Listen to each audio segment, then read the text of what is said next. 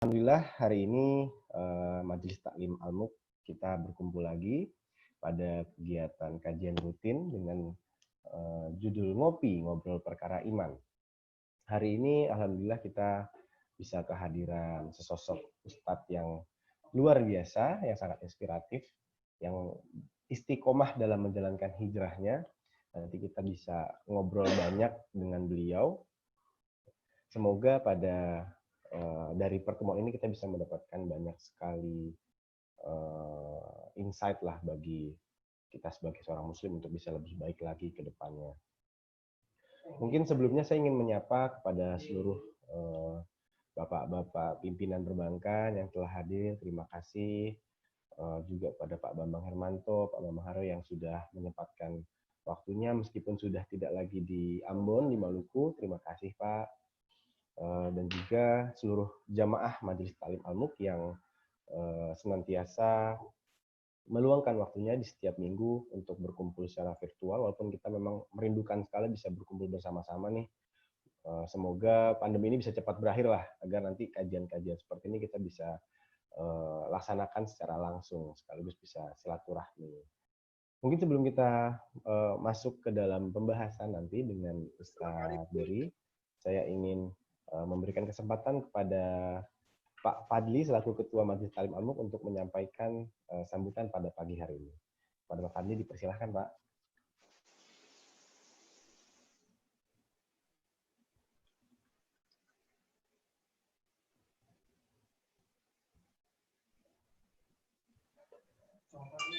Baik. Assalamualaikum warahmatullahi wabarakatuh. Alhamdulillahirrabbilalamin. Assalatu wassalamu ala asrafil anbiya wal mursalin. Sayyidina Muhammadin wa ala alihi wa sahbihi ajma'in. Amma ba'du. Alhamdulillah, puji dan syukur kita panjatkan kehadirat Allah Subhanahu wa taala. Karena di pagi hari ini Bapak Ibu jamaah Majelis Taklim Al-Muq masih diberikan nikmat kesehatan, nikmat kesempatan, nikmat umur. Ya, walaupun sudah berkurang di dunia, tapi kita masih diberikan kesempatan oleh Allah untuk hadir di pagi hari ini, untuk bersama-sama mengikuti kajian Ngopi Perkara Iman, Ngobrol Perkara Iman bersama salah satu ustadz yang boleh dikatakan saat ini menjadi fenomena juga. Salawat dan salam kita aturkan kepada junjungan kita Nabi besar Muhammad SAW. Semoga kita nanti pada saatnya nanti di Yaumul Mahsyar akan menjadi salah satu pengikutnya dengan ibadah-ibadah kita yang istiqamah, dengan amalan-amalan kita yang istiqamah, sehingga kita bisa menjadi penghuni surga kelak di Yaumul Mahsyar nanti. Seperti yang sudah disampaikan oleh MC tadi, pagi hari ini kita diberikan kesempatan bertemu dengan salah satu Ustadz yang boleh dibilang hijrahnya termasuk istiqomah. Siapa yang tidak mengenal beliau di era 90-an, termasuk saya sendiri, kebetulan saya adalah dulunya mengidolakan beliau dengan grup band metal Betrayernya, Ustadz. Dengan salah satu yang kalau dibilang lagu fenomenalnya adalah lagu Bendera Kuning. Saya masih ingat sampai sekarang lirik lagunya, karena memang saya adalah salah satu penggemar Ustadz dulu, di tahun 90-an. Namun sekali ini, Ustadz sudah menjadi juga seorang yang fenomenal, Ustadz. Walaupun berdakwah, berceramah, tapi Ustadz masih bisa juga bermusik. Nah, ini juga yang kadang-kadang nih, menjadi pertanyaan juga bagi sebagian teman-teman, bagi kita sebagian kaum muslim, kok Ustadz bisa berceramah, tapi Ustadz juga masih mau bermusik. Saya ingat cerita Ustadz dulu, 8 jam ya Ustadz ya, sehari harus main gitar. Itu kewajiban Ustadz sebagai seorang band metal waktu itu ya. Namun sekarang Ustadz 24 jam mengisi waktunya dengan berceramah, dan saat ini Ustadz mengisi waktu yang baru juga, waktu luangnya dengan melukis. Dan salah satu lukisan Ustadz di Jogja kemarin dilelang dengan harga lumayan fantastik, Ustadz. Allah. Tulisan Ustadz dengan Ustadz Somad menjadi salah satu yang termahal saat itu. Makanya jamaah di pagi hari ini kami berikan kesempatan jamaah nanti untuk berinteraksi. Ngomong apa saja dengan Ustadz, apakah itu terkait hijrah, apakah itu terkait iman dan takwa kita kepada Allah, kita akan berikan kesempatan teman-teman jamaah untuk mengobrol bersama Ustadz. Sekaligus saya mengucapkan terima kasih kepada Bapak Ibu jamaah yang sudah hadir, terutama yang dari jauh, dari Pak Bambang Hermanto di UJK Lampung, Pak Bambang Haryo di Bank Muamalat Palu, terus ada Pak Budi Hermanto juga dari OJK Palangkaraya ya, kalau nggak salah di Kalimantan. Terus ada beberapa jamaah yang juga sementara ini dari luar Ambon, tapi masih berikan kesempatan untuk mengikuti kegiatan kita di pagi hari ini. Semoga Allah menghitung semua ini menjadi amal kebajikan kita yang akan menjadi salah satu pembantu penghitungan amal kita di Yaumul Mahsyar nanti. Untuk tidak memperpanjang waktu, kita memberikan kesempatan nantinya kepada Ustadz untuk memberikan kajiannya, ngobrol ringan, ngobrol singkat Ustadz kepada kami di pagi hari ini. Wabillahi taufiq wal hidayah. Assalamualaikum warahmatullahi wabarakatuh. Waalaikumsalam warahmatullahi wabarakatuh. Baik. Terima kasih Pak Fadli atas sambutannya pagi hari ini. Sebelum kita menyerahkan panggung ini kepada Ustadz Dery, ini saya ingin menyampaikan kalau Ustadz ini punya tagline yang cukup didengar lah hampir seluruh masyarakat Indonesia terkait DSAS pertama ya. Dunia sementara, akhirat selamanya, ini sangat mengingatkan kita sehingga mungkin bisa menjadi semangat untuk memupukkan niat bisa berhijrah. Dan juga musik boleh metal asalkan sholat jangan ditinggal. Musik boleh tetap rock and roll, namun sholat jangan molor. Nah, mungkin nanti kita akan ngobrol banyak lagi dengan Ustadz, bisa dijelaskan langsung biar kita jamaah nih bisa terinspirasi dengan istiqomahnya Ustadz. Kita panggil langsung Ustadz Dery Sulaiman. Apa kabar Ustadz? Assalamualaikum warahmatullahi wabarakatuh. Sehat Ustadz? Assalamualaikum warahmatullahi wabarakatuh. Alhamdulillah. Alhamdulillah. Ini posisi di Jakarta Ustadz ya? Jakarta, minta maaf tadi saya udah tunggu-tunggu, tahu ketiduran, untuk ditelepon tadi sama Bang Taufan. Alhamdulillah kita rekan-rekan di Maluku nih emang ingin sekali bisa mendapatkan sharing dari Ustadz nih buat ceritanya bagaimana pengalamannya bisa berhijrah secara penuh Ustadz, istiqomah sekian tahun menjalankan hijrahnya, terus kiat-kiat mungkin ada amalan-amalan yang bisa kita lakukan gitu Ustadz. Mungkin untuk Ustadz kita persilahkan. Silahkan Ustadz. Baik, bismillahirrahmanirrahim. Assalamualaikum warahmatullahi wabarakatuh. Nahmaduhu wa nusalli ala rasulil karim amma ba'd. Qala Allah ta'ala fil Qur'anil Karim, a'udzu billahi minasy syaithanir rajim. Bismillahirrahmanirrahim. Alladzi khalaqal mauta wal hayata liyabluwakum ayyukum ahsanu amala. Wa qala Nabi sallallahu alaihi wasallam, man ahya sunnati faqad ahabbani wa man ahabbani kana ma'i fil jannah. Atau kama qala Rasulullah sallallahu alaihi wasallam. Baik, alhamdulillah hadirin sekalian yang dirahmati Allah Subhanahu wa taala. Tidak ada perkara yang kebetulan di dunia ini. Semua yang terjadi telah tertulis rapi ya 50.000 tahun sebelum diciptakannya langit dan bumi. Allah taala telah menakdirkan pagi hari ini kita harus berjumpa di Zoom ini, Masya Allah ya. Nah, inilah hikmah dengan adanya pandemi ini. Kita sekarang bisa sungguh-sungguh dalam mendengarkan kajian. Yang duduk hadir dalam majelis ini saya yakin hanyalah orang-orang yang betul-betul ingin mendengarkan, orang yang ingin belajar. Insya Allah ya. Semoga majelis kita ini menjadi asbab hidayah. Amin. Jadi hadirin sekalian, seluruh manusia pasti menginginkan kebahagiaan. Tidak ada orang yang ingin susah, tidak ada orang yang ingin menderita, tidak ada orang yang ingin terhina. Tidak ada orang yang ingin gagal di dunia ini. Namun sayang, 1000 kali sayang, begitu banyak manusia yang ingin bahagia, ternyata banyak yang tak bahagia. banyak yang menderita hidup di dunia ini. Ada sebagian yang menganggap dia menderita karena dia miskin. Ada sebagian yang berkeyakinan kebahagiaan karena dia kaya. Wah. Tapi ternyata setelah dia kaya, dia tak bahagia juga. Dan banyak sekali kita lihat ternyata orang-orang miskin yang ternyata tidak menderita. Nah, ini harus kita luruskan hadirin sekalian. Bahwasanya salah satu tanda maha adilnya Allah.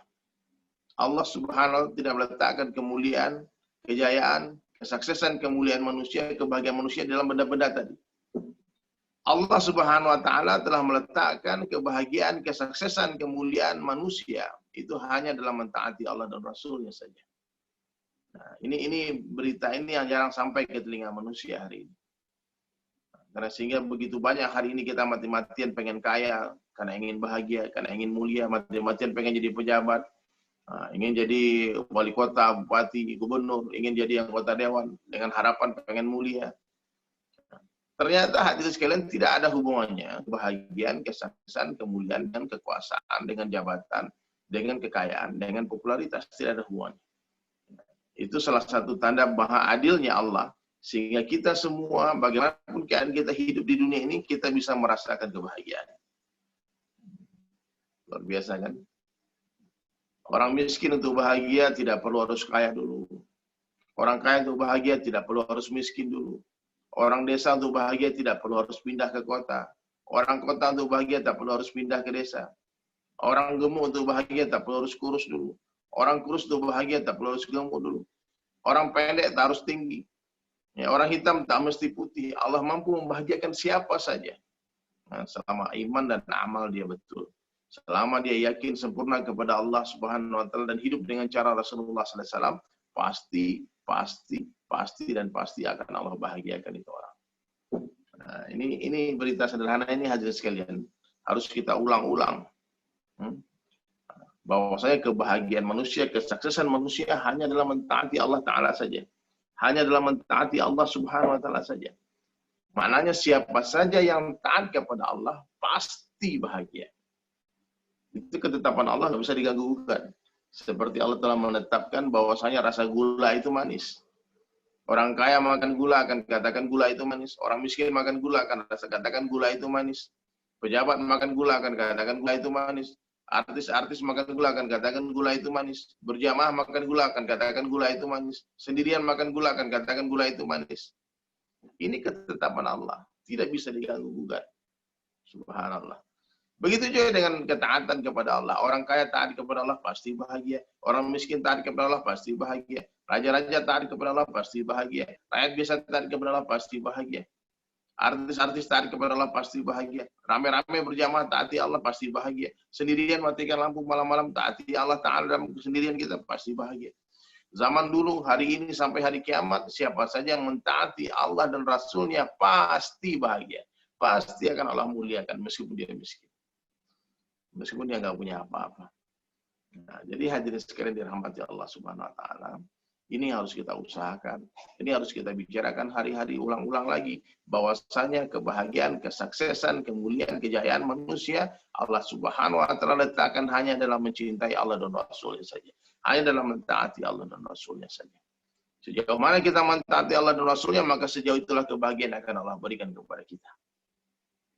Nah, jadi ini hadirin, kalau ada hari ini jamaah yang stres, yang galau, itu yakinilah itu bukan karena keadaan ekonomi kita yang kurang. Coba lihat banyak orang yang lebih miskin dari kita, tapi mereka ternyata bahagia. Dia lebih bahagia dari kita. Kalau ada hari ini yang hatinya sempit, gelisah, itu adalah karena dosa-dosa yang kita buat. Maka banyak-banyak istighfar, banyak-banyak kita bertaubat kepada Allah Ta'ala. Come back to your Allah, kembali kepada Allah now, sekarang juga. Kembalilah kepada Allah sekarang juga. Hari ini ketakutan di hati kita ini bagaimana tentang dengan pandemi ini, dengan COVID-19, dengan corona telah membuat orang yang tidak sakit jadi sakit beneran. Virus ketakutan yang telah disebar di seluruh dunia telah membuktikan hadirin sekalian bahwasanya betapa lemahnya iman kita semua.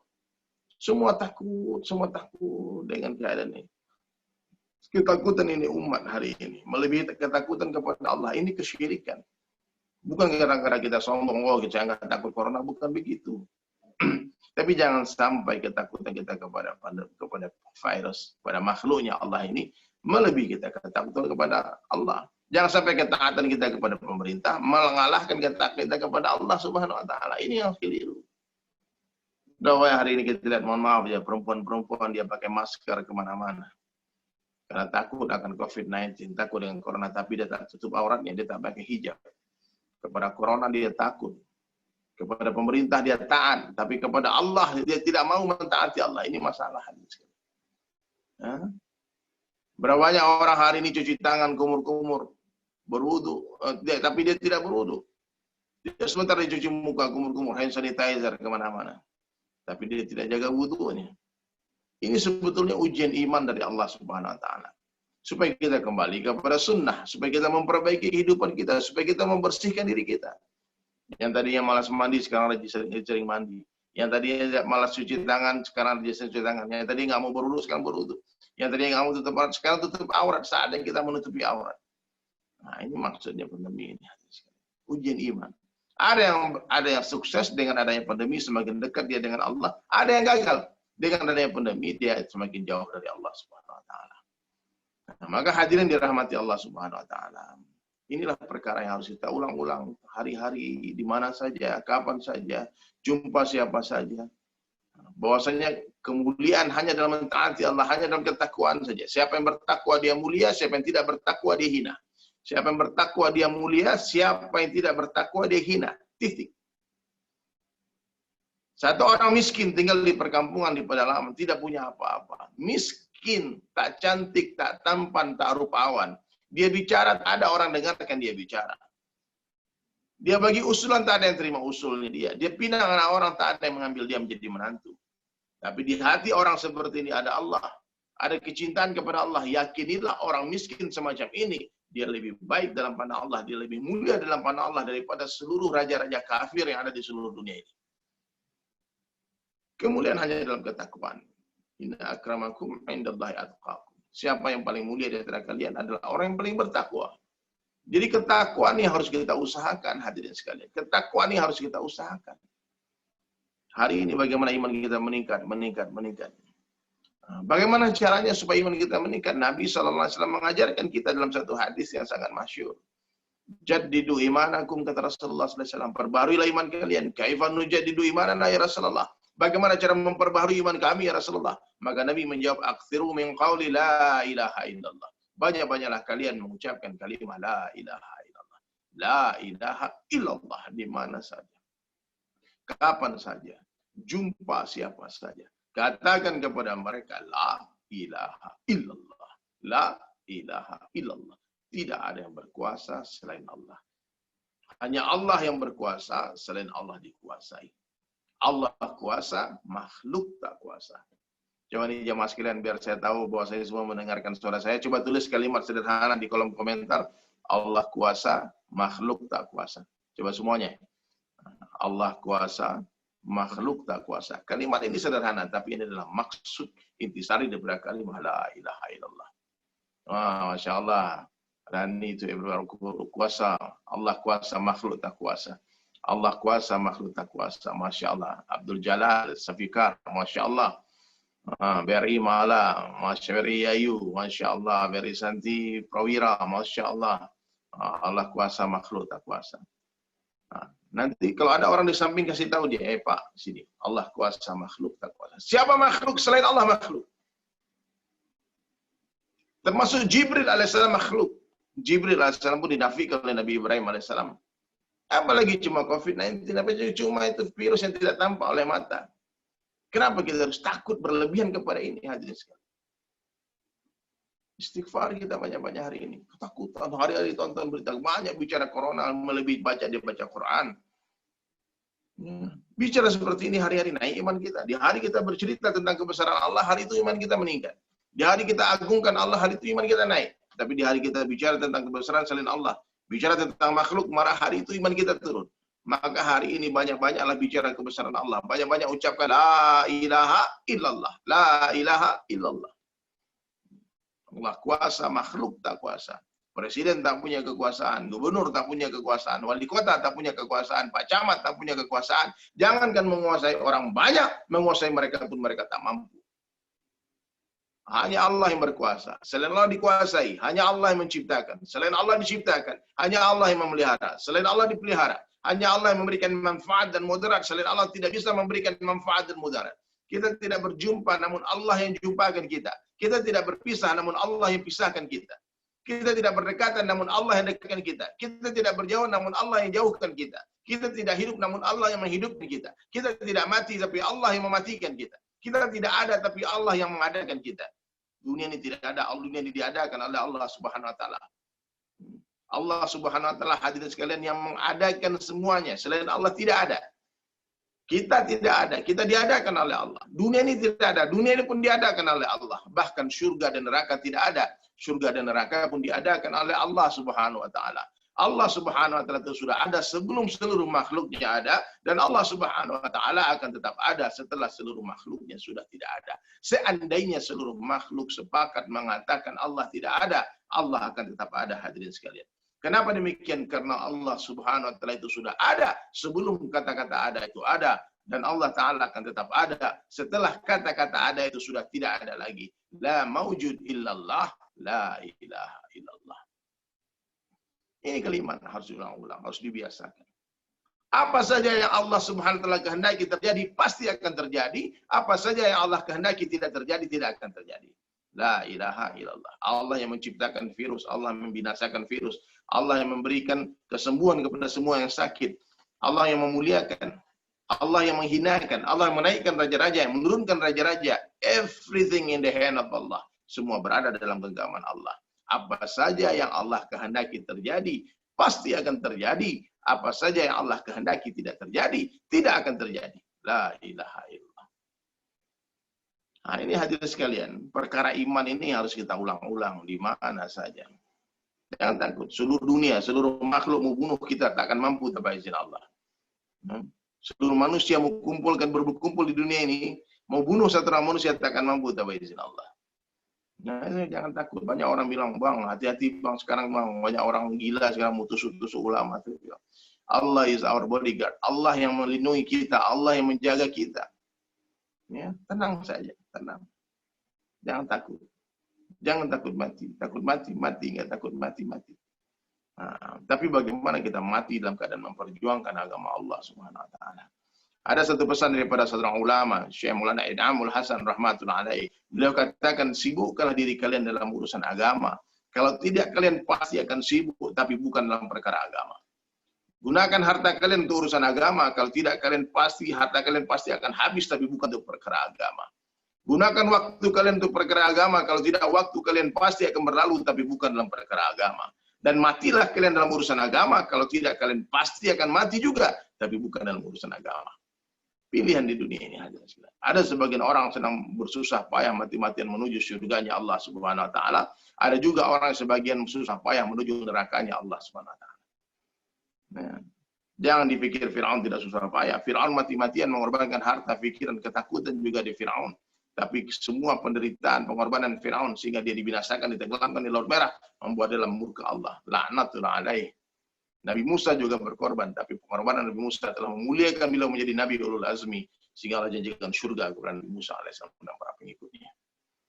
Hari ini juga, sebagian orang mati-matian susah payah menuju ketaatan menuju surga.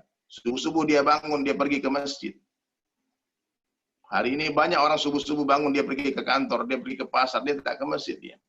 Kata Nabi, siapa yang bangun di pagi hari dan dia pergi ke masjid, sungguh dia telah membawa bendera iman. Tapi siapa yang bangun di pagi hari, dia tak pergi ke masjid, ke pasar dia, tak sholat subuh dia, maka dia telah membawa bendera syaitan. Ini hadirin sekalian harus kita pikirkan. Siapa yang sholat subuh berjamaah di masjid, dia dalam penjagaan Allah. Hari ini masjid dibuat seperti tempat yang mengerikan hari ini dengan adanya pandemi corona ini. Orang ditakut-takuti masuk masjid. Hati-hati masjid sebagai klaster penyebaran corona. Orang ditakut-takuti pergi berdakwah. Nah, ini hari ini hadirin sekalian.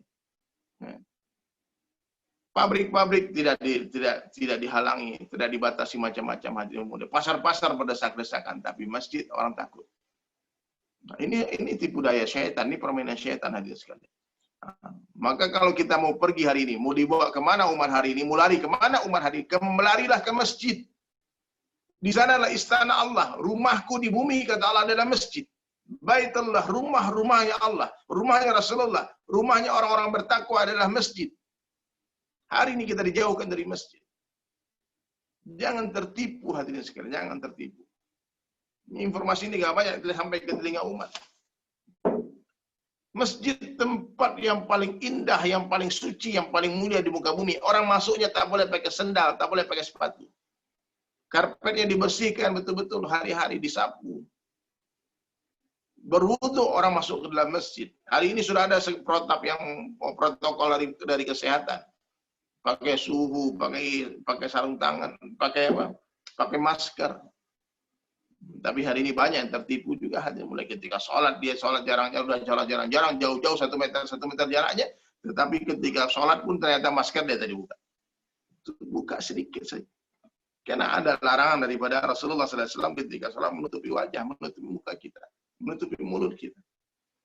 Apakah hadirin sekalian, maka perlu kita ilmu di sini hadirin. Perlu kita ilmu yakin, ilmu iman. Iman ini ada ilmunya juga.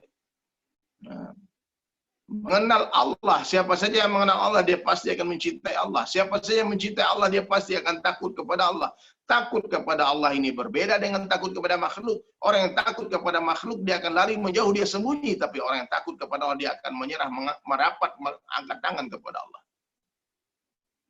Ya, takutlah hanya kepada Allah. La ilaha illallah. Oh, kalau gitu kita nggak usah bekerja, Bang. Allah yang ngasih rezeki, berobat, Allah yang menyembuhkan. Bukan begitu. Kita tawakal, tapi tahu akal juga. Nabi mengajarkan syariat.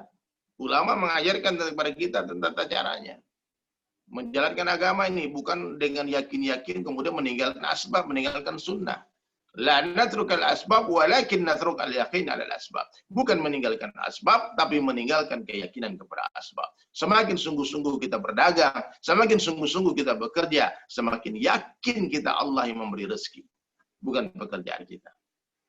Ya. Semakin sungguh-sungguh kita menjaga kesehatan kita, semakin yakin kita Allah yang menjaga kita, Allah yang menyehatkan kita. Semakin sungguh-sungguh kita berobat, semakin yakin kita Allah yang menyembuhkan, begitu.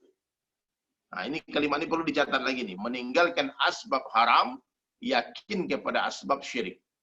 Coba ditulis lagi kalimat ini. Meninggalkan asbab haram, yakin kepada asbab syirik. Coba. Tulis di kolom komentar coba semuanya. Biar saya dengarkan, dicatat. Kalimat-kalimat penting ini. Meninggalkan asbab, perantara. Asbab ini perantara. Haram, yakin kepada asbab syirik. La natrukal asbab walakin natrukal yakin alal asbab. Bukan meninggalkan asbab, tapi meninggalkan keyakinan kepada asbab. Paham ya? Nah, meninggalkan asbab haram, yakin kepada asbab syirik. Taufik Ismail. Ya, betul. Jadi kita jangan menjadi sekte sesat. Allah semuanya. Aku maksiat pun Allah. Ya. Itu qadariyah nggak boleh itu. Nah, kita ahlus sunnah wal jamaah. Kita hidup dengan cara Rasulullah SAW. Kita tidur dengan cara Rasulullah SAW. Kita makan dengan cara Rasulullah SAW. Kita minum dengan cara Rasulullah SAW. Kita berpakaian dengan cara Rasulullah SAW. Menutupi aurat dengan sempurna. Memakai wangi-wangian. Ini Nabi ajarkan bersih, bersiwak dengan cara Rasulullah SAW. Kita berjalan dengan cara Rasulullah SAW. Kita duduk dengan cara Rasulullah SAW. Kita harus tahu bagaimana tata cara kehidupan dicintai Allah adalah cara hidupnya Rasulullah. Tiru Nabi Sallallahu Alaihi Wasallam. Bagaimana imannya Rasulullah Sallallahu Alaihi Wasallam, ibadahnya Rasulullah Sallallahu Alaihi Wasallam, bagaimana muamalahnya Rasulullah Sallallahu Alaihi Wasallam, bagaimana cara Nabi berdagang. Kita harus tahu kalau Nabi Sallallahu Alaihi Wasallam berdagang, hadirin sekalian, Nabi tak pernah lupa menceritakan aib-aib barangnya. Nabi tak pernah lupa menceritakan kekurangan-kekurangan barangnya. Ya. Itu harus kita pahami. Jangan tipu-tipu. Sehingga Nabi menjanjikan seorang pedagang yang jujur dalam perdagangannya. Dia jujur dalam berdagang, maka dibangkitkan bersama para nabi dan syuhada. Saking langkanya orang yang jujur dalam berdagang, hadirin sekalian. Muasyarah dengan cara Nabi SAW, bagaimana bertetangga, bagaimana dengan berteman. Nabi itu punya satu keahlian yang hebat. Menjadikan lawan menjadi kawan. Menjadikan musuh menjadi kawan, sahabat karib. Orang yang tadi membunuh Nabi SAW, Sayyidina Umar bin Khattab, menjadi sahabat terbaiknya Nabi SAW. Sehingga Nabi katakan, kalau ada Nabi setelah aku, Umar lah Nabinya. Dan akhlak sebagaimana akhlak Nabi sallallahu alaihi wasallam. Bagaimana akhlak Nabi? Nabi suka membalas kejahatan dengan kebaikan. Akhlakul azimah, akhlak yang sangat tinggi, akhlak yang sangat mulia. Nabi selalu memikirkan haknya orang lain, hadirin sekalian. Haknya beliau minta kepada Allah. Diludahin hari-hari sama orang kafir, diludahin hari-hari. Satu hari yang meludahi tidak ada. Nabi tanya, mana orang yang meludahi saya? Dia sakit ya Rasulullah. Apa yang Nabi pikirkan? Apa hanya orang sakit? Maka Nabi langsung pergi ke rumahnya, dia menjenguk, membawakan obat-obatan, menyewakan buah-buahan. Itu akhlak Nabi sallallahu alaihi wasallam. Tidak ada kebencian di hati Nabi kepada umatnya. Nabi tidak pernah melaknat umatnya. Nabi sallallahu alaihi wasallam lakukan hadirin sekalian, mendoakan umatnya, ya Rabbi ummati ummati. Ya. Ketika Nabi SAW menetes darah dalam satu pertempuran, hadirin sekalian, menetes, Nabi tampung itu darah. Nabi tampung, tak biarkan darah itu menetes ke tanah. Kemudian sahabat bertanya, ya Rasulullah, apa yang kau lakukan? Baru saja itu malaikat datang menawarkan, mengatakan kepada kau, ya Rasulullah, seandainya darahmu menetes ke tanah, maka kau hancurkan mereka semua. Nabi kasihan melihat orang-orang kafir, sayang melihat orang-orang kafir. Nabi benci dengan kekafiran, tapi orang kafir Nabi doakan. Bahkan seorang yang telah membunuh paman tercintanya Rasulullah SAW. Ini akhlak Nabi ini, saya menceritakan. Bagaimana akhlaknya Rasulullah SAW. Paman tercinta Nabi SAW, namanya Sayyidina Hamzah radhiyallahu anhu, telah dibunuh oleh seorang sahabat Nabi. Akhirnya menjadi sahabat Nabi, tapi waktu dibunuh dalam keadaan kafir. Wahsi radhiyallahu anhu. Ketika Wahsi menombak Sayyidina Hamzah, dia meninggal. Terdengar kabar di telinga Rasulullah SAW bahwa pamanmu telah dibunuh oleh Wahsi. Nabi menangis sejadi-jadinya, hadirin mulia. Bersedih, kemudian Nabi berdoa kepada Allah. Apa kata Rasulullah SAW? Ya Allah, berilah hidayah Wahsi. Nabi tak melaknat, hadirin mulia. Itu akhlaknya Rasulullah SAW. Kemudian banyak wartawan tanya, datang ke saya ketika Syekh Ali Jabir ditusuk tangannya, mau dibunuh sama orang di Lampung. Orang tanya, doakan hidayah buat penusuknya, doakan hidayah buat keluarganya dia. Biarkan hukum yang bekerja. Kita hentikan lisan kita dari laknat, dari sangka buruk kepada siapapun juga. Hati kita jadi bersih, sangka baik, hati jadi baik. Nah, kita lihat akhlak ditunjukkan oleh Syekh Ali Jabir begitu, hati mulia. Bahkan dia mengirimkan bendera merah putih. Dan dia minta maaf, saya tidak bisa menolongmu waktu itu. Ketika kau dihakimi masa, kata Syekh Ali Jabir, saya pun terluka dalam melepaskan pisau itu. Nah, ini akhlak, hadirin mulia, pelajaran bagi kita. Beliau ingin menyelamatkan orang yang hendak membunuhnya. Subhanallah. Ini akhlak, ini harus ada. Jangan sampai kita membalas kebaikan orang dengan kejahatan. Balaslah, minimal balaslah kebaikan orang dengan kebaikan. Kalau kita belum mampu membalas kejahatan orang dengan kebaikan, balaslah kebaikan orang dengan kebaikan yang lebih baik lagi. Ini akhlak Rasulullah SAW. Nah, maka jangan suka meremehkan sunnah Nabi. Itu kan sunnah, itu kan budaya Arab. Apa budaya Arab? Saya pakai gini nih, hadirin bapak-bapak sekalian. Saya pakai sorban, ini bukan karena orang Arab pakai sorban. Ini karena Rasulullah pakai sorban. Kenapa pakai jenggot? Karena Nabi pakai jenggot. Saya ingin tiru Nabi, itu aja.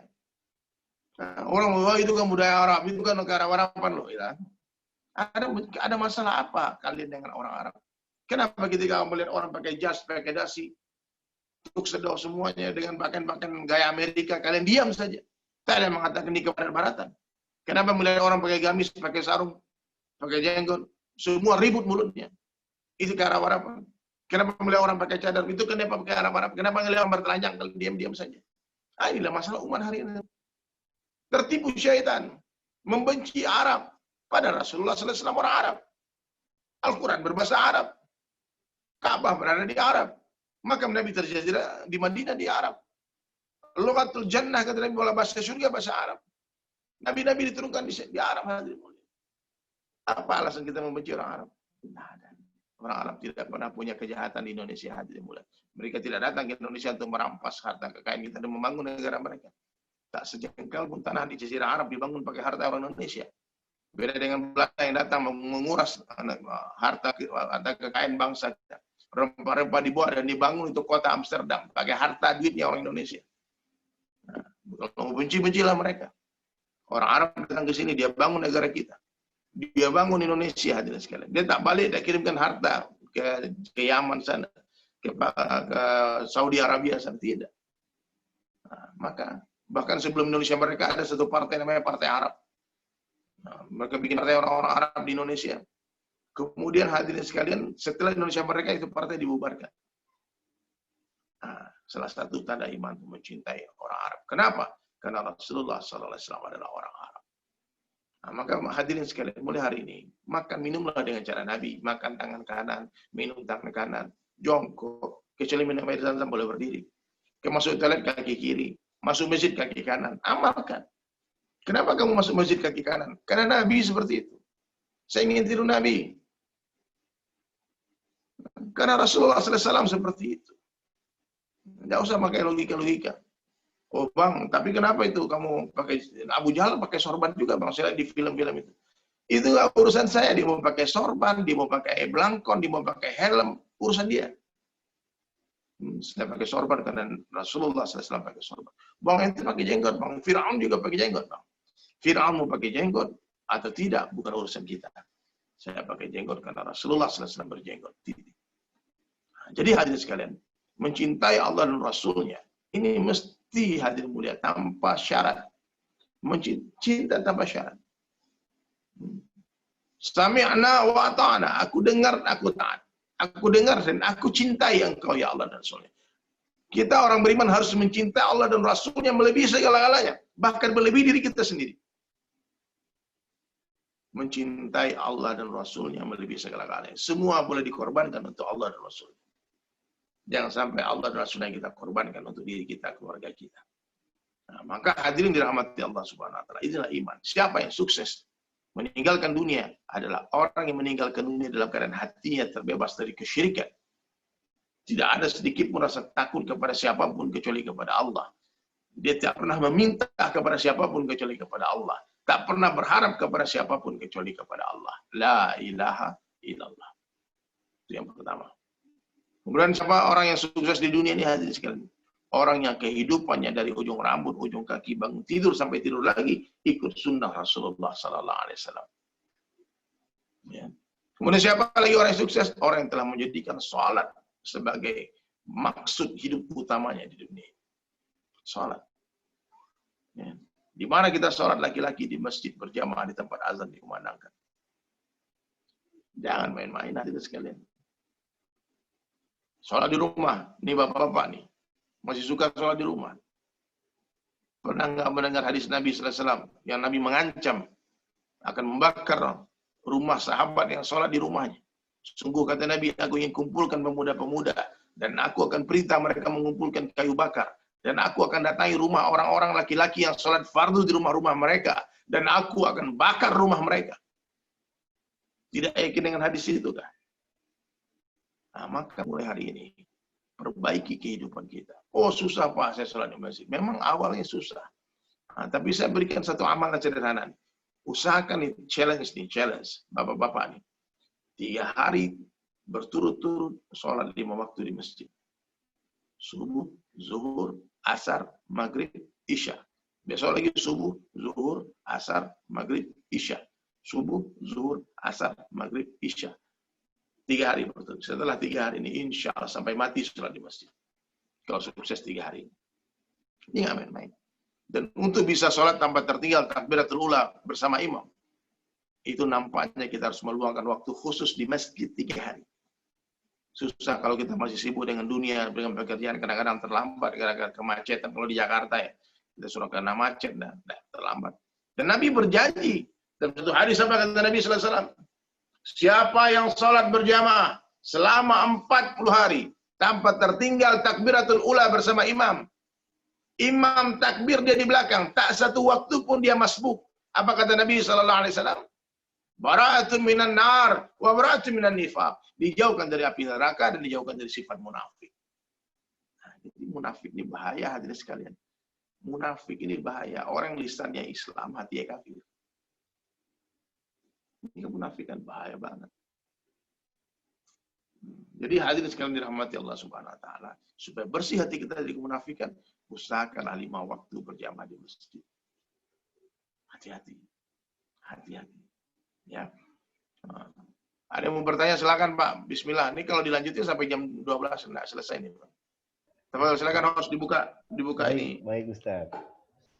Oke, para seluruh jamaah yang ingin bertanya nih, sembari kita nanti melanjutkan lagi ngobrol-ngobrolnya, boleh sampaikan di kolom chat, atau kalau ada yang mau langsung berdiskusi sama Ustadz nih, kita buka kesempatan nih buat kapan lagi kan bisa ngobrol sama Ustadz Derin nih, luar biasa. Ini Ustadz tadi kalau bicara kebahagiaan manusia nih Ustadz ya, kan Ustadz sampaikan dengan mentaati Allah nih. Ini berarti saya yakin orang-orang Maluku nih mudah taat dengan Allah Ustadz. Karena tingkat kebahagiaan kita nih kedua tertinggi di Indonesia. Iya, saya dengar itu. Diarahin dikit nih, kita jadi taat pada Allah nih, luar biasa. Iya. Insya Allah. Ada yang bertanya, silakan. Tafadhol, silakan. Silakan Bapak Ibu. Apakah ada yang raise hand? Nanti mungkin saya kasih kesempatan untuk bisa berdiskusi langsung. Tulis juga boleh kalau mau malu bertanya. Tafadhol. Boleh Ustadz. Ini sepertinya lagi proses mengetik semua nih tadi. Saya izin nih, saya live-kan di Instagram saya juga ya ini ya. Silakan Ustadz. Insya Allah bisa bermanfaat juga berarti buat followersnya Ustadz nih.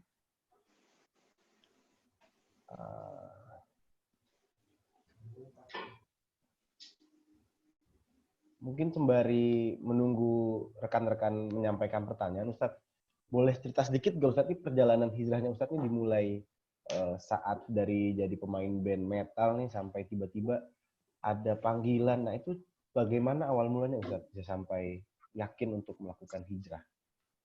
Jadi begini Bang, saya tuh mengenal Islam ini memang sedikit unik.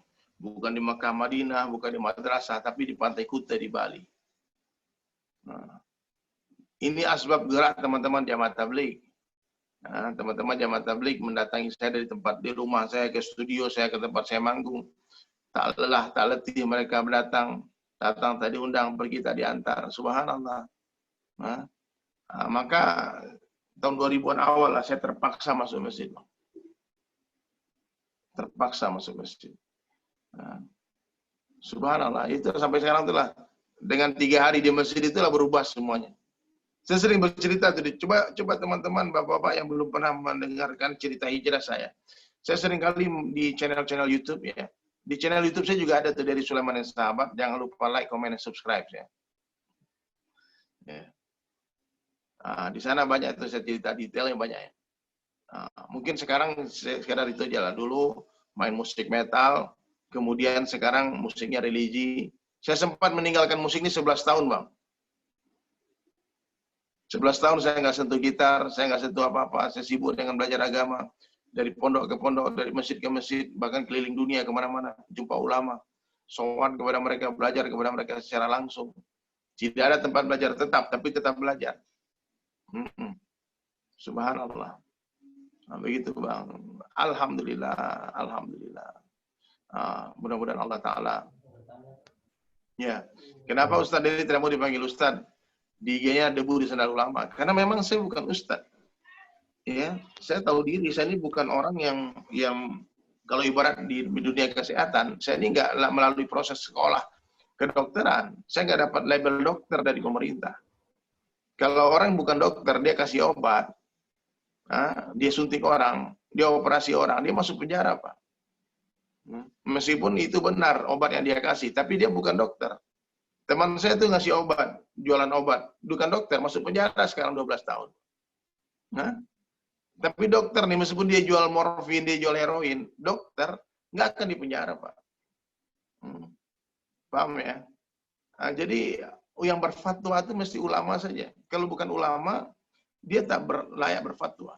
Saya tuh da'i benar. Kalau da'i saya katakan, saya da'inya Allah. Saya bekerja dengan Allah. Saya ngajak orang kepada Allah. Di mana saja, jumpa siapa, saya akan ketemu orang kafir, saya Islamkan. Saya suruh masuk Islam. Ketemu orang Islam, saya suruh jadi da'i juga. Tak semua orang harus jadi ustadz, tapi semua orang harus jadi da'i. Tak semua orang harus jadi dokter, tapi semua orang bisa ke dokter. Semua orang bisa ngajak orang ke dokter. Supir taksi, ya, dia bisa ngajak ibunya yang sakit ke dokter, tapi sampai di rumah sakit jangan dia yang suntik, biar dokter yang suntik. Nah, jadi tugas kita ini seperti supir taksi, mengajak semua orang kepada ulama. Ya, maka saya katakan saya debu di sandalnya ulama. Benar-benar itu bukan karena dibuat-buat, benar-benar saya tidak punya banyak, ya, saya tidak punya banyak ilmu untuk itu. Ini ada yang bertanya masalah masker nih. Ada memang. Kalau tidak darurat banget. Nabi SAW itu pernah melarang sahabat yang menutup wajahnya ketika sholat. Tutup wajahnya. Bahkan diancam dengan penutup wajah lain di akhirat. Apakah kamu mau diganti dengan penutup wajah dari neraka? Nah, tapi kita jangan kaku juga dalam urusan ini. Maksudnya kalau di masjid Bapak itu bukan zona hitam, bukan zona merah. Jangan lebay. Udah masuk masjid pakai tembak kepalanya, kemudian cuci tangannya. Bakal tidak ada orang yang kena di sana. Sholat jarang-jarang, pakai masker lagi sholat. Nah, ini berlebihan. Tapi kalau darurat, memang ini bahaya banget. Kalau kita tutup masker kita, langsung mati kalau mendadak kena corona. Bahaya. Tapi bagi saya tetap aja tidak masuk akal apa yang terjadi ini, nggak masuk akal. Masker ini ibarat orang sudah perang, musuhnya berbahaya, tapi kita dikasih pistol air. Masker ini kayak pistol air. Ini kita memakai hanya ketaatan kepada pemerintah aja. Saya yakin nggak ada manfaat apa-apa buat kesehatan. Saya yakin banget. Tapi nggak apa-apa lah, jangan dilawan juga. Dilawan pemerintah masuk penjara. Kita lawan bos dipecat kita. Dilawan Allah masuk neraka kita. Kita ngelawan Allah masuk neraka, ngelawan bos di PHK, ngelawan pemerintah di penjara. Udahlah pakai aja masker itu. Tapi jangan yakin masker bisa selamatkan. Siapa yang selamatkan kita? Allah. Banyak orang kena corona nggak mati dia. Sehat-sehat aja. Habis kena corona, kemudian sesak nafas dia sebentar panas dingin, nggak bisa sembuh. 96% angka kesembuhannya. Nah, cuman sekarang nggak tahu apa yang sedang terjadi nih. Cerita apa yang sedang terjadi hari ini. Saya nggak tahu. Iman Ustaz, pasang surut bagian bisa ngomong Ustaz. Iman turun naik itu bagus, pasang surut itu bagus. Yang berbahaya itu iman kita keluar masuk. Bahayanya gimana? Pas keluar mati. Kalau turun naik itu masih bagus, masih beriman kita. Nah, bagaimana tanda-tanda iman orang lagi turun? Dia tak mampu amalkan sunnah. Sholat dia cuma 5 waktu di masjid aja. Subuh di masjid, zuhur di masjid, asar, ataupun dia sholat 5 waktu lah, kalau nggak di masjid juga. Dia hanya mampu mengamalkan yang wajib-wajib saja. Itu tanda orang imannya lemah. Kenapa ada amalan sunnah? Kenapa ada sholat qabliyah, ba'diyah, ada sholat duha, ada sholat witir, sholat tahajud? Kenapa? Untuk memuaskan keinginan orang yang imannya lagi naik. Kurang yang fardu. Ada puasa sunnah, ada puasa 3 hari setiap bulan yaumil bid. Ada puasa Senin Kamis, ada puasa Daud itu apa? Karena sahabat-sahabat bertanya, ada nggak puasa setelah selesai Ramadan? Terkait ini apa pertanyaan? Coba dibacakan pertanyaan barusan itu. Ini ada satu pertanyaan yang agak terlewat Ustaz dari Sace bin Umar dari BRI kantor cabang Ambon. Assalamualaikum warahmatullahi wabarakatuh Ustaz. Tadi Ustaz mengatakan kita harus mengikuti akhlak Rasulullah SAW dengan mengikuti perilaku beliau. Kita mengikuti akhlak Rasul Ustaz dengan mengikuti perilaku beliau seperti makan dengan tangan kanan, minum dengan tangan kanan sambil duduk. Tapi kalau air zam-zam boleh sambil berdiri, itu mengapa Ustaz? Pertanyaannya. Maaf saya kurang dengar. Suara itu kurang kecilan. Kenapa kita harus mengikuti Rasulullah? Iya. Iya, benar Ustaz. Nah, baru dengar nih. Coba ulang-ulang lagi, Bang. Jadi dengan mengikuti perilakunya yang tadi Ustaz sampaikan seperti makan dan minum dengan tangan kanan. Kalau makan minum sambil duduk, kecuali air zam-zam boleh sambil berdiri. Nah, itu kenapa Ustaz? Ya karena Nabi berjanji, man ahya sunnati faqad ahabbani wa man ahabbani kana ma'i fil jannah. Siapa yang hidupkan sunnahku sungguh cinta kepadaku. Dan siapa yang mencintaiku bersama denganku di dalam syurga. Dan Allah perintahkan dalam Al-Quran, qul in kuntum tuhibbunallaha fattabi'uni yuhibbukumullah. Kalau kalian betul-betul mencintai Allah, kata Allah, kalau mencintai aku, kata Allah, fattabi'uni, ikuti nabiku Rasulullah sallallahu alaihi wasallam, yuhibbukumullah. Maka Allah pasti akan mencintai kita. Kita harus yakini semua yang Nabi buat, semua yang Nabi ucapkan, semua yang Nabi lakukan itu bukan karena nafsu beliau, tapi adalah karena perintah Allah, wahyu dari Allah Subhanahu wa taala. Jadi kalau kita mau hidupnya mulia, itu bahagia, ikut cara Nabi saja. Di dalam sunnah ada janji Allah, di dalam sunnah ada kejayaan. Di dalam sunnah ada kemuliaan, ada kesehatan. Banyak fadilah-fadilah sunnah. Dan meninggalkan sunnah ini ada ancamannya. Kata Nabi, siapa yang minum tangan kiri? Ini minum tangan kiri, ini ancaman minum tangan kiri. Tidak ada orang minum tangan kiri kecuali orang yang sombong. Dan jangan kamu minum tangan kiri, karena minum tangan kiri adalah syaitan. Minum tangan kiri itu syaitan, kata Nabi. Nah, ini orang nggak pernah dengar. Hari ini coba kita perhatikan, sebagian besar umat Islam minum tangan kiri tanpa ada perasaan bersalah sedikit. Nah, maka sahabat sekalian dirahmati Allah Subhanahu Wa Taala, maka penting hari ini kita untuk kembali kepada sunnah Nabi Sallallahu Alaihi Wasallam. Amalkan sunnah semampunya, bukan semaunya. Amalkan sunnah semampunya, bukan semaunya. Paham ya? Sayyidina Ali pernah tuh memegang segelas susu di depan pintu rumahnya, kemudian dia minum. Kemudian sahabat bertanya, Ali, apa yang kau lakukan? Apa jawaban Sayyidina Ali karramallahu wajhah? Dia katakan, aku melihat Rasulullah berdiri di depan pintu rumahnya memegang segelas susu, dan aku pun melakukannya. Begitu aja alasannya. Kenapa kamu begitu? Karena Nabi melakukan. Seorang sahabat berjalan dengan Nabi. Berjalan berdua. Tiba-tiba ada pohon tumbang. Maka Nabi menundukkan kepala. Sahabat tadi menundukkan kepala juga jalan dengan Nabi. Beberapa hari kemudian sahabat tadi jalan sendirian. Ternyata pohon tadi sudah tidak ada. Pohonnya sudah tidak ada. Apa yang dilakukan oleh sahabat tadi? Dia tetap tundukkan kepalanya. Kenapa? Karena Nabi kemarin menundukkan kepala di sana, maka ditundukkan kepalanya. Tiba-tiba ada anak panah yang melewat atas kepalanya. Kalau saja waktu hari itu dia tidak hidupkan sunnah, menundukkan, merunduk di sana, nah, tentu kepala sudah tertancap panah-panah tadi. Sayyidina Umar bin Khattab pernah mencium Hajar Aswad. Kemudian dia berkata kepada batu hitam itu, dikatakan, ya Hajar Aswad, wahai batu, aku tahu engkau batu. Demi Allah, kalau aku tak pernah melihat Nabi menciummu, aku tak akan pernah menciummu. Jadi kenapa kita minum tangan kanan? Karena Nabi minum tangan kanan. Jadi kalau mau mulia hidup di dunia ini, ikut Rasulullah. Ikut Rasulullah, nggak usah banyak logika, nggak usah banyak kenapa gini, kenapa begitu. Oh, pertanyaan maksud saya, kenapa minum air Zam-Zam boleh berdiri? Karena Nabi minum berdiri. Oh, oke, Ya. baik Ustaz. Karena Nabi mencontohkan itu. Paham ya?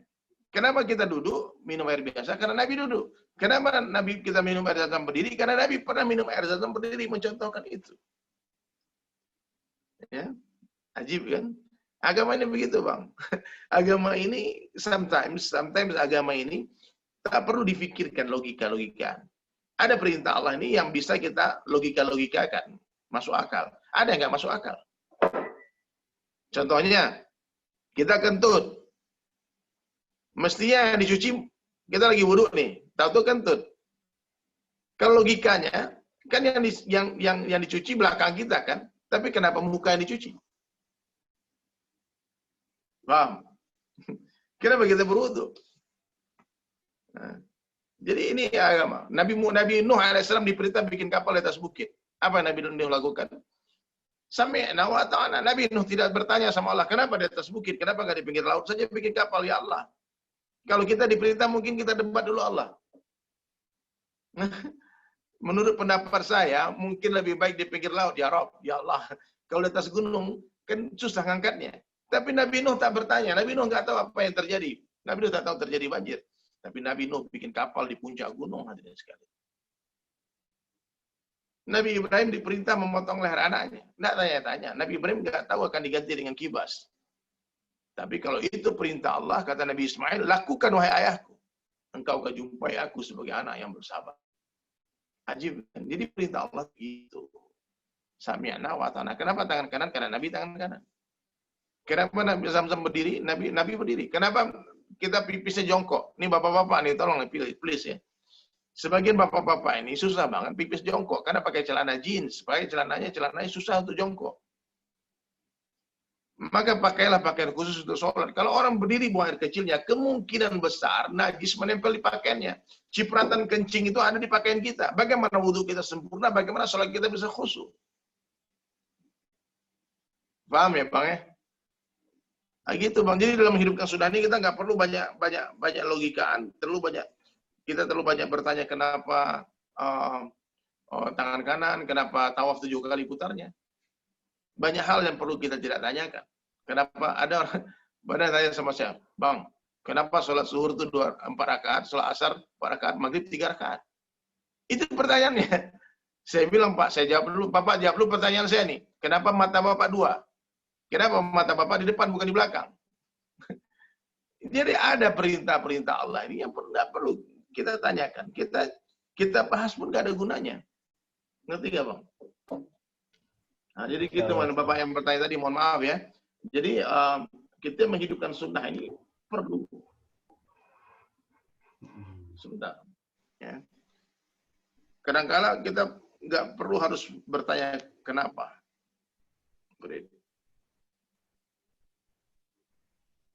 Ada lagi yang bertanya, Bang? Dibacakan pertanyaannya, Bang. Baik, Ustadz. Ini pertanyaan selanjutnya. Terkait munafik dan kemunafikan yang tadi disinggung. Hah? Terkait dengan munafik dan kemunafikan yang tadi sempat disinggung, Ustadz. Mohon penjelasannya terkait ahlul abid yang mengikuti Syiah. Ahlul bait. Ya, Ustadz. Ahlul bait. Jadi begini ya, hadirin sekalian. Munafik ini ada tanda-tandanya. Nabi SAW menjelaskan tanda-tanda orang munafik. Kita nggak boleh mengatakan, kamu munafik. Itu urusan Allah ya. Tapi tanda-tandanya ada. Orang munafik itu kalau dipercaya khianat, berjanji dusta. Nah, dan Nabi juga katakan dalam hadis lain, orang munafik itu tanda-tandanya apa? Sungguh sangat berat bagi orang munafik sholat subuh dan isya berjamaah di masjid. Jadi orang sholat subuh dan isyanya dia masih di rumah, kemungkinan masih ada kemunafikan di hatinya. Nah, maka untuk menghilangkan kemunafikan itu amalan yang diajarkan Nabi, sholat berjamaah selama 40 hari tanpa tertinggal takbiratul ula bersama imam. Nah, ini yang diajarkan oleh Rasulullah SAW supaya kita hilang dari kemunafikan di hati kita. Bara'atu minan nar wa bara'atu minan nifaq. Ya, tentang ahlul bait yang mengikuti Syiah. Ya, saya mengutip perkataan Imam Syafi'i rahmatullahi alaih. Sudah sangat jelas kesesatan Syiah. Ini Imam Syafi'i mengatakan, bukan perkataan saya ya. Dan mereka telah terkeluar dari Ahlussunnah wal Jamaah dan kita berlepas diri daripada mereka. Karena kebiasaan orang-orang Syiah yang melaknat para sahabat dan itu telah membuat mereka tercoret daripada orang yang beriman. Gak boleh. Sahabat Nabi SAW gak boleh dilaknat.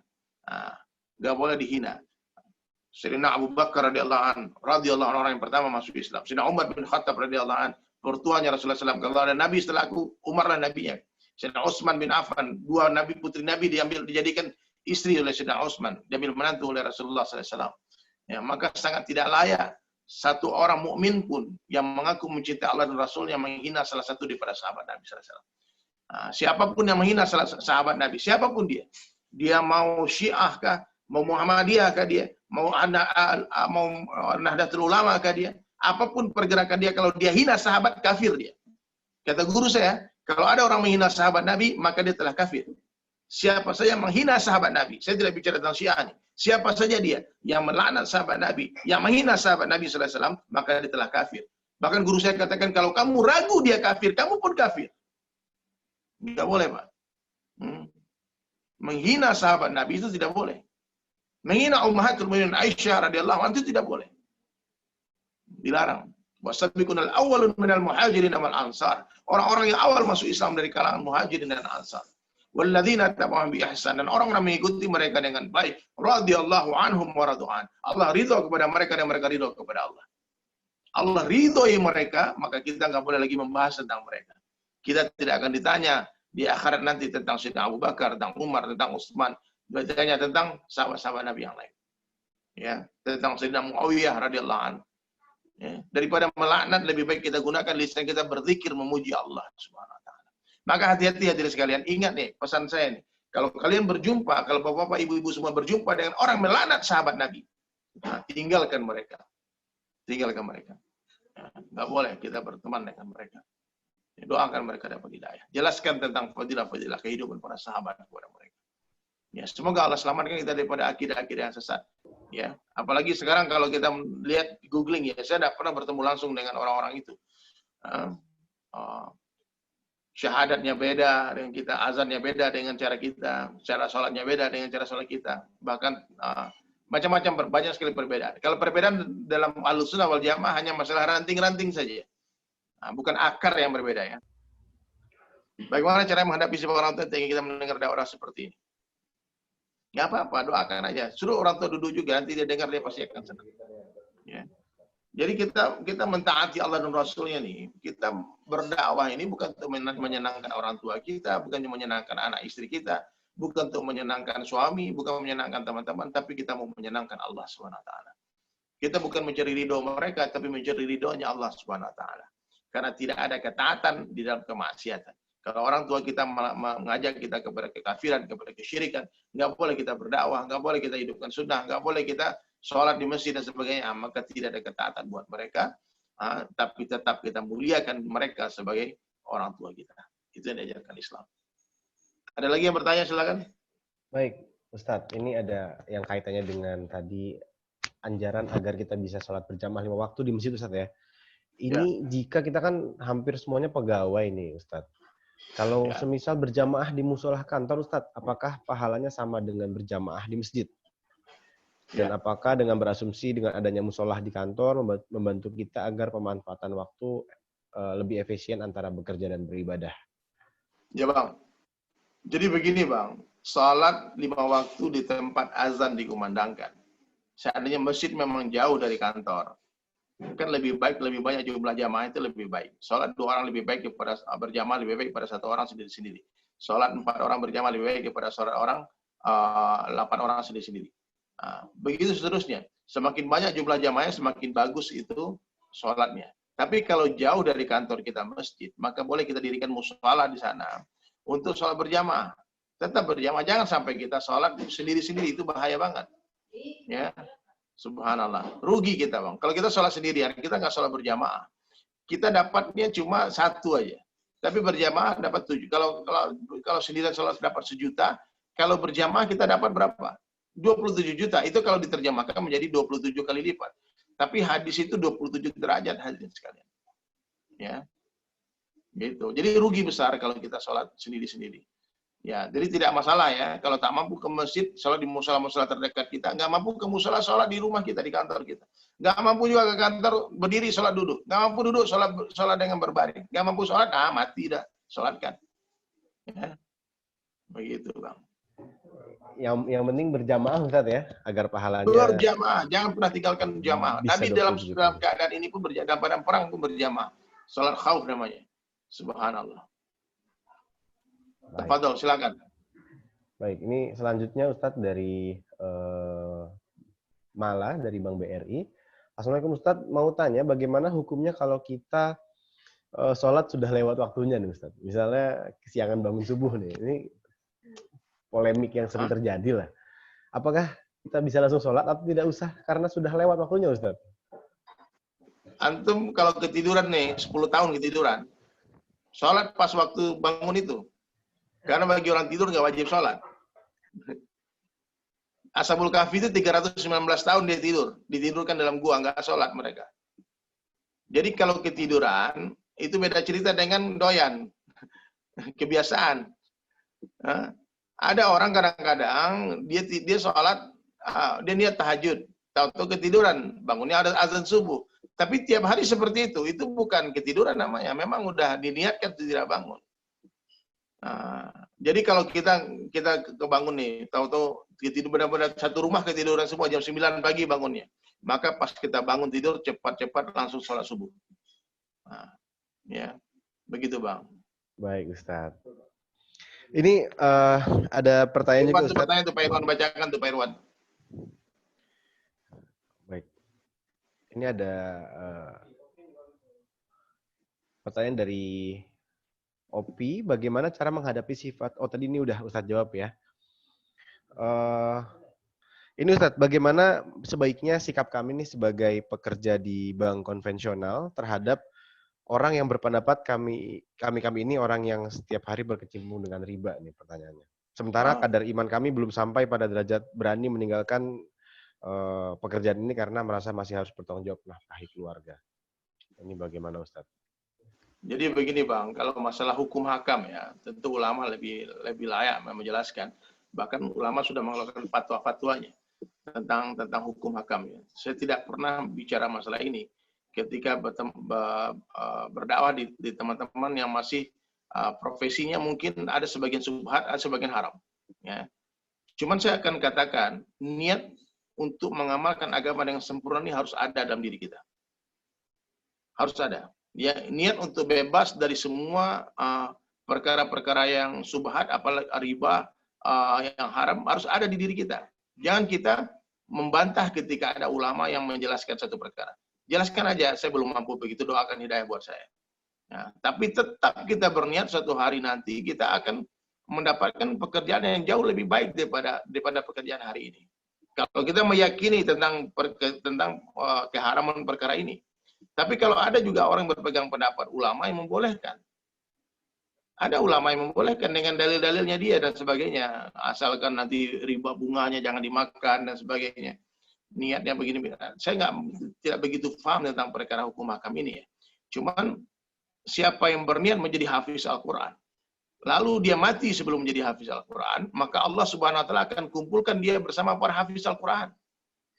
Siapa yang berniat untuk terbebas dari riba, dan dia mati sebelum bebas dari riba, saya yakin dia akan dikumpulkan dengan orang-orang yang telah bersih dari riba. Nah itu Bang. Jadi jangan dibantah, jangan didebat apabila ada orang yang menjelaskan tentang hukum hakam Bang. Nah itu pendapat yang mereka sampaikan. Hukum fikih ini kan namanya fikih kefahaman. Beda-beda ulama, beda-beda pendapat. Ya. Bahkan ada teman saya Bang, mungkin kalau antum tahu mungkin kagum banget dengan beliau ini. Dia bukan ustadz, bukan kiai, tapi dia hanya seorang vokalis band. Nah, bandnya terkenal banget. Nah, tapi sudah bertahun-tahun ketika dia mendengarkan perkara tentang perbankan ini, apa yang dia lakukan? Dia memutuskan tidak memiliki rekening bank. Bahkan rekening bank Mandiri pun nggak punya. Bank syariah pun nggak punya. Nah, itu nama Bang Fadli Padi ya. Itu udah bertahun-tahun nggak punya rekening bank. Jadi transaksi dia semua cash and carry aja. Nggak ada transfer pakai pos aja, pakai apa aja. Atau kalau nggak dititip ke orang yang punya rekening. Dia ambil terus dia simpan uang di tempat dia. Nah, jadi ada tingkatan iman orang berbeda-beda. Ada orang yang imannya betul-betul masuk, kemudian dia langsung hijrah dari bank konvensional ke bank syariah. Dia langsung hijrah, tetap di perbankan. Ada yang berhenti sama sekali alih profesi. Tapi saya ingatkan teman-teman semua yang bekerja di bank konvensional, kalau mau alih profesi, sebelum kapal baru selesai, sebelum jembatan baru selesai, jembatan lama jangan dirubuhkan dulu. Ngerti nggak? Jadi nggak bisa nyebrang. Ada kejadian nih, ada teman saya, mohon maaf ya, dia bekerja di salah satu pimpinan cabang sebuah bank konvensional. Kemudian datang pengajian tentang riba, tentang perbankan. Naik imannya dia.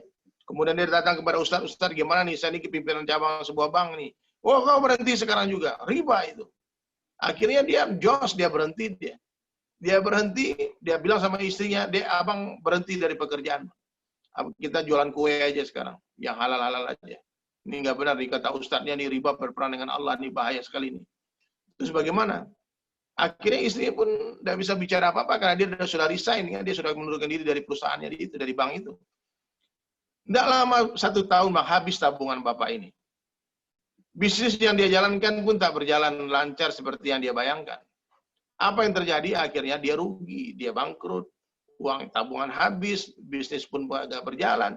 Istri yang hari-hari hidup mewah, yang hari-hari kemudian hidupnya branded, tasnya dia semuanya, tiba-tiba harus hidup miskin. Nggak kuat istrinya Bang. Ini kisah nyata nih saya ceritakan. Apa yang terjadi? Akhirnya istrinya pun pergi meninggalkan dia, berselingkuh dengan laki-laki yang lebih kaya daripada dia. Dia sekarang stres Pak, masuk rumah sakit jiwa Pak. Ya, istri yang dia cintai telah pergi meninggalkan dia, pekerjaan dia semua habis semuanya.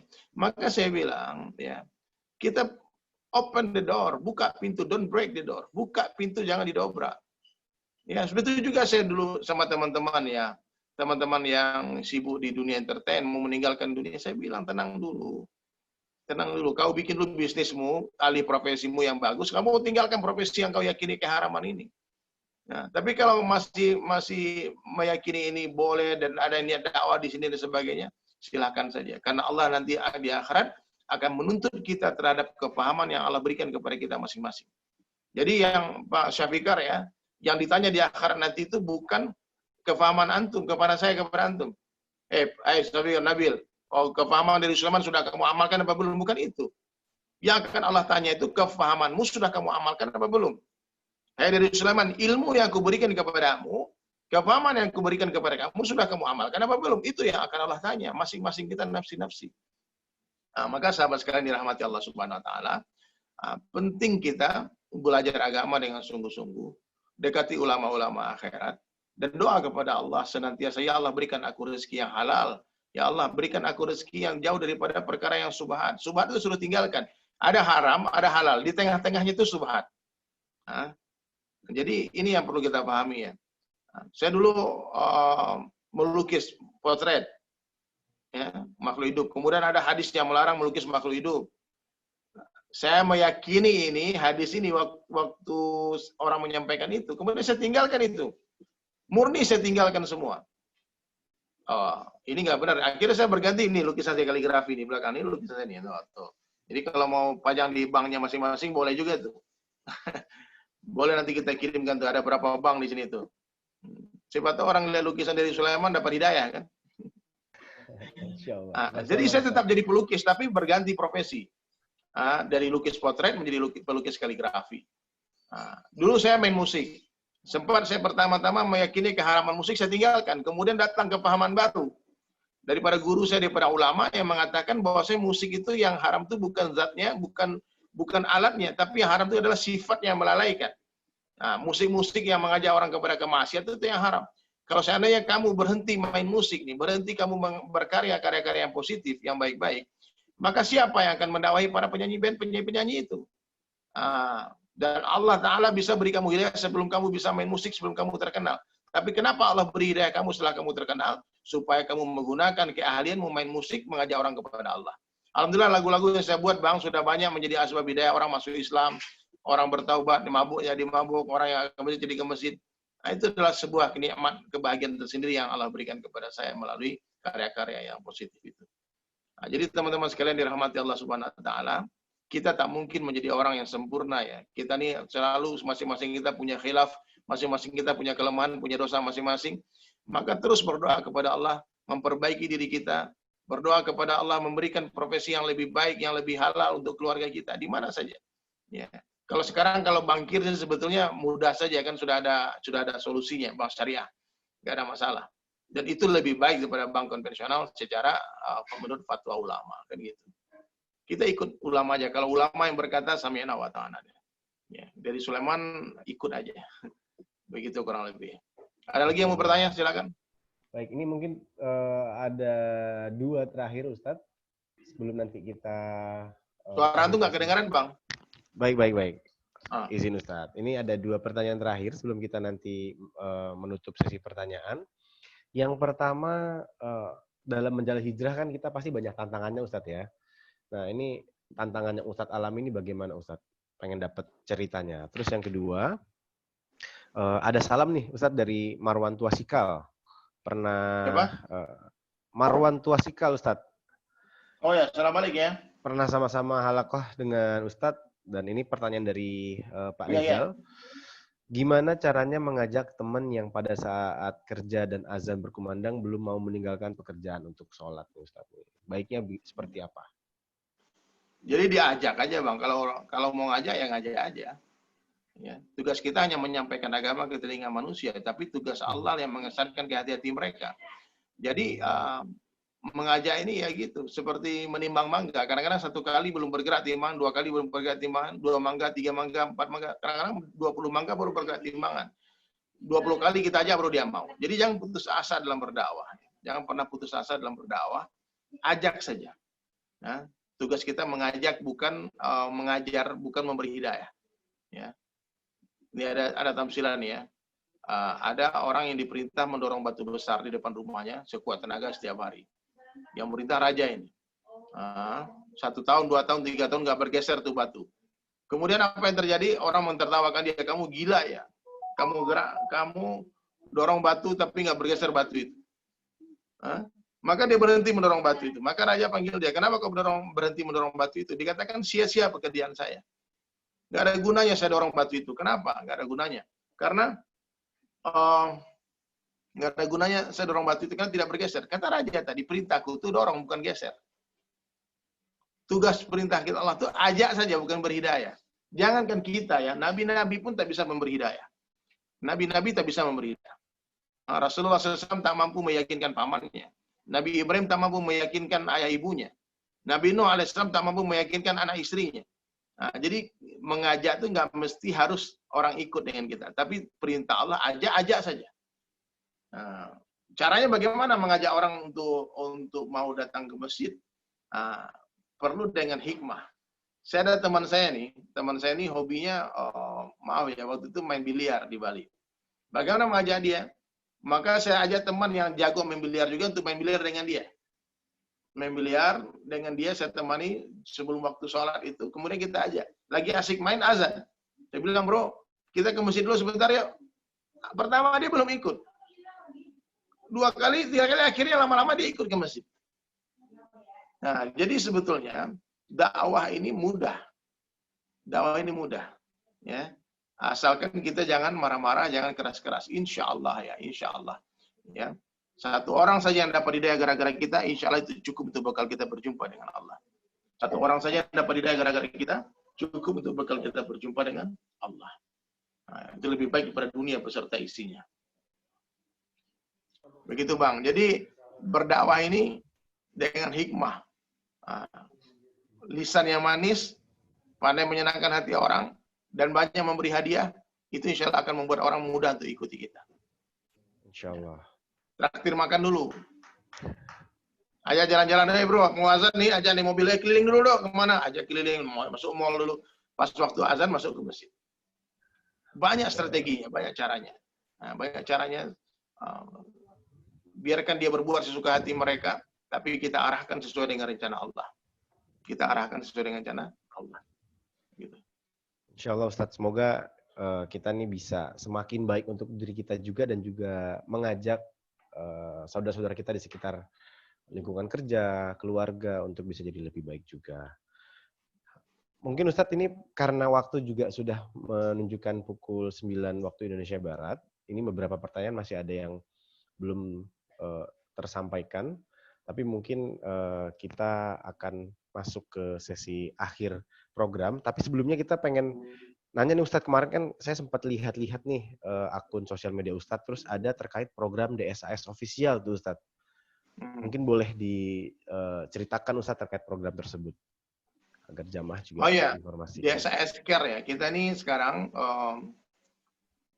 fokus untuk memikirkan dakwah-dakwah di pedalaman-pedalaman. Juga termasuk di Ambon sendiri, yaitu ada yang kita lagi pikirkan tuh kampung-kampung mu'alaf di Pulau Buru. Itu teman-teman dai yang mengurus mu'alaf-mu'alaf ke sana, mereka naik motor, kadang rute yang sangat berat. Jadi mereka, ada beberapa orang datang ke rumah saya dari Ambon, mereka datang, dari Pulau Buru mereka datang. Dia cerita, Bang, bagaimana nih supaya teman-teman dai ini mengantarkan bantuan Al-Quran, pakaian, beras ke kampung-kampung pedalaman mu'alaf itu, bisa ada mobil dakwah ataupun mobil yang bisa masuk ke sana. Karena hari ini mereka nggak punya kendaraan, itu teman-teman dai yang bekerja di sana. Mereka sewa mobil mahal banget katanya, per hari bisa 2,5 juta. Terus saya bilang sama mereka, ya udah nanti kita pikirkan, nanti kita sama-sama patungan sama jamaah untuk beli 1 mobil dakwah DSAS sekarang. Doakan ya, mobil ini bisa kita beli, dan insya Allah dalam minggu ini teman-teman itu bisa balik. Mereka masih di Jakarta sekarang, kita akan kirimkan tuh mobil kayak Triton, Hilux yang double gardan itu. Nah ini program kita bersama teman-teman di SKR. Juga bikin sumur-sumur di kampung-kampung pedalaman. Dan insya Allah mudah-mudahan Allah mudahkan semua, Allah gerakan hati orang-orang yang Allah beri kelebihan rezeki untuk mendonasikan hartanya untuk membantu orang-orang yang membutuhkan ya, teman-teman kita, terutama mu'alaf ya. Kasihan mereka di sana nggak ada masjid, nggak ada musala untuk sholat, dan itu banyak banget kabarnya yang sudah masuk Islam. Wallahu a'lam bishawab. Insyaallah. Baik. Semoga nanti kita pun juga bisa ikut berpartisipasi Ustaz ya di program. Amin. Boleh nanti yang mau ikut partisipasi silakan.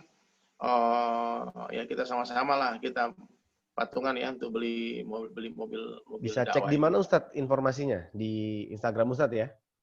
Saya belum publish informasi ini ke tempat umum, cuma kepada teman-teman dekat ini saya telepon-teleponin. Baik. Karena belum terlalu banyak juga keperluannya baru paling berapa lah, 200 jutaan. Dan itu saya bisa telepon ke beberapa orang saja. Tapi kalau ada yang mau ikut bantu juga boleh, silakan. Nanti bisa hubungi Taufan dari manajemen dari DSAS ya.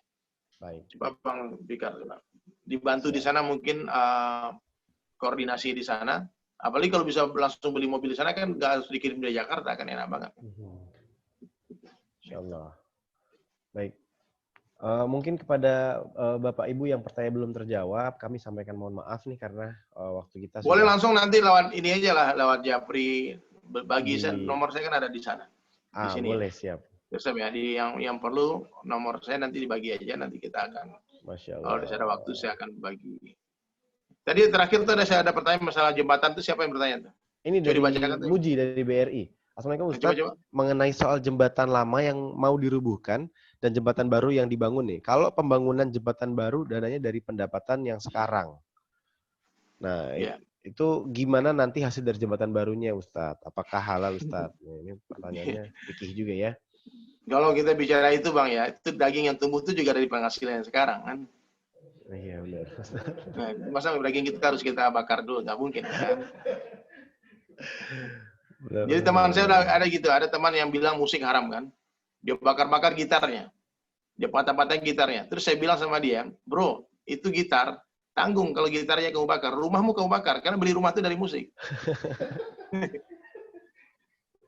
Jadi kita jangan kaku seperti kanebo kering, Bang. Paham ya? Iya. Kita banyak-banyak istighfar aja. Kita bukan malaikat tanpa dosa. Kita ini pasti punya khilaf, punya salah. Betul Ustaz. Ya Allah tuh punya satu sifat yang maha mengampuni, ya maha pengampun. Ya kita banyak-banyak menangis saja, menangis bertaubat. Kecuali dalam urusan hutang ya, hutang harus dibayar. Ya, hutang harus dibayar. Karena Nabi SAW tidak sholatkan jenazah orang yang mati meninggalkan hutang. Nah, sekarang inilah kalau memang Bang ya, kalau memang antum yakin betul nggak sampai umur untuk bertaubat. Nah, harus tinggalkan sekarang kalau antum yakin tentang keharaman itu. Tapi kalau tidak ya, masih ada pendapat ulama yang membolehkan. Kenapa antum harus keras-keras dalam urusan ini? Teman saya ini ada tabungan di bank konvensional, tiap bulan tuh tiap tahun tuh dia kumpulkan tuh bunga-bunga bank itu. Kemudian dia berikan kepada sosial, kepada bangun toilet, bangun apa-apa semua. Dia tak makan, dia tak ada niat sedikit untuk mengambil membungakan uangnya dia. Nah, tapi kenapa dia masih pakai bank konvensional? Ya karena bisnis dia harus mengurus itu. Harus berurusan dengan perbankan itu, transfer dari luar negeri dan sebagainya. Ataupun nasabahnya dia, mitra bisnis dia harus menggunakan bank seperti itu. Wallahu a'lam bishawab. Jadi gitu Bang ya, kita insya Allah lah, saling mendoakan saja, saling mendoakan. Insya Allah. Tolong minta doa juga ya dari teman-teman semua. Doakan saya juga Allah istiqomahkan, dimatikan dengan husnul khatimah, amin. Amin. Ya, saya doakan semua bapak-bapak, ibu-ibu semua, teman-teman semua yang ada di Maluku, di Ambon, Allah ending perjalanan kita indah. Mudah-mudahan ending perjalanan kita indah. Amin ya Allah. Baik. Ya. Ustadz, ini sebelum kita tutup, kita ingin sekali bisa menundukkan kepala dalam doa. Nanti mohon minta izin Ustadz bisa membimbing kami, memimpin kami. Baik, bismillah, sebentar berapa menit. Tolong semua yang hadir di rumah konsentrasi ya. Tundukkan kepala, ya. Angkat tangan semua, berdoa kepada Allah Subhanahu wa taala. Ya, hadirkan sebuah wajah seorang manusia terbaik. Hayalkan wajah yang terindah yang pernah Allah ciptakan. Ya. Dialah Rasulullah sallallahu alaihi wasallam. Ya. Kita bersalawat kepada Nabi sallallahu alaihi wasallam. Allahumma shalli ala Muhammad wa ala ali Muhammad kama shallaita ala Ibrahim wa ala ali Ibrahim wa barik ala Muhammad wa ala ali Muhammad kama barakta ala Ibrahim wa ala ali Ibrahim fil alamin innaka Hamidum Majid. Allahumma ighfir lil muslimina wal muslimat wal mu'minina wal mu'minat al ahya minhum wal amwat. Ya walal walid ya akhiral akhir ya dzal qatimatin ya rahimal masakin ya arhamar rahimin. Ya Allah ya Rahman ya Rahim. Kami ya Allah yang hadir dalam kajian Zoom kali ini ya Allah, dengan teman-teman yang ada di Maluku, di Ambon ya Allah. Tolong ya Allah, curahkan hidayah-Mu kepada kami semua ya Rabb. Ya Allah, beri kami kekuatan untuk mengikuti Rasulullah sallallahu alaihi wasallam, untuk menghidupkan sunnah Nabi sallallahu alaihi wasallam. Ya Allah, berikanlah kekhusyukan di dalam salat-salat kami ya Allah. Ya Allah, ya Rahman, ya Rahim. Tambahkanlah ilmu yang bermanfaat di hati kami ya Allah. Ilmu yang membuat kami semakin hari semakin cinta kepada-Mu ya Rabb. Ilmu yang membuat kami semakin hari semakin rindu kepada-Mu ya Allah. Ya Allah, beri kami kekuatan untuk berzikir dan menyebut nama-Mu dalam setiap hembusan nafas kami ya Allah. Ya Allah, hiasilah akhlak kami sebagai akhlaknya Rasulullah sallallahu alaihi wasallam. Ya Allah, ya Allah, ya Rahman, ya Rasulullah sallallahu alaihi wasallam. Manusia yang paling kami cintai di muka bumi ini ya Allah. Nabi kami ya Allah, orang yang telah berkeringat menangis dan meneteskan darah untuk kami ya Allah. Ya Allah, ya Rahman, ya Rahim, jumpakan kami dengan Rasulullah sallallahu alaihi wasallam di surga nanti ya Allah. Hantar Nabi sallallahu alaihi wasallam ke dalam mimpi-mimpi kami, ya Allah. Ya Allah, tanamkan rasa cinta kepada Rasulullah SAW di hati kami, melebihi cinta kami kepada siapapun di bumi ini, ya Allah. Ya Allah, ya Rahman, terimalah amalan kami yang sedikit. Hiasilah akhlak kami dengan akhlaknya Nabi SAW. Akhlakul karimah, akhlakul azimah. Ya Rabb, ya Allah, ya Rahman, ya Rabb. Cabutlah akar hubud dunia dari hati kami semua, ya Allah. Bersihkanlah rezeki kami, ya Allah. Berikanlah kami rezeki yang barokah, ya Allah. Anak-anak kami, anak yang menjadi anak yang saleh dan saleh, alim, alimah, hafiz, hafizah, da'i dan da'iyah. Ya Allah, Engkau maha melihat, maha mendengar, maha mengerti banyak hajat hidup kami. Bila ada yang berhutang di majelis ini, ya Allah, lunaskan hutang-hutang kami, ya Allah. Bila ada yang sakit, angkat penyakit kami, ya Allah. Ya Allah, Engkau maha melihat, maha mendengar, maha mengetahui, ya Allah. Ampuni kami, ya Allah. Kasihanilah kami, ya Allah. Hidupkan kami dalam keadaan baik, ya Allah. Jadikan kami orang-orang baik, ya Allah. Bicara yang baik, dengar yang baik, fikir baik, sangka baik, dan matikan keadaan baik. Husnul khatimah. Mati dengan la ilaha illallah. Rabbana atina fid dunya hasanah wa fil akhirati hasanah wa qina azabannar. Subhan rabbika rabbil izzati amma yasifun wa salamun alal mursalin. Alhamdulillahi rabbil alamin. Jazakallah khairan katsiran. Alhamdulillah. Baik. Dengan demikian telah disampaikannya doa dari Ustadz Dery Sulaiman, maka juga berakhirnya pertemuan kita di acara ngopi, ngobrol perkara iman. Dari sekian banyak penyampaian yang disampaikan oleh Ustadz, ada beberapa hal yang perlu kita garisbawahi agar kita bisa memperbaiki keimanan kita ke depannya menjadi seorang muslim yang lebih baik lagi. Mungkin kita bisa memperhatikan bahwa kebahagiaan kita ini caranya sangat mudah dengan cara mentaati seluruh perintah Allah, dan kita juga diharapkan bisa mengikuti segala sunnah yang dicontohkan oleh Rasulullah. Baik, sebelum kita menutup, mari kita sampaikan doa penutup majelis agar pertemuan kita bisa berkah. Subhanakallahumma wa bihamdika asyhadu an la ilaha illa anta astaghfiruka wa atubu ilaik.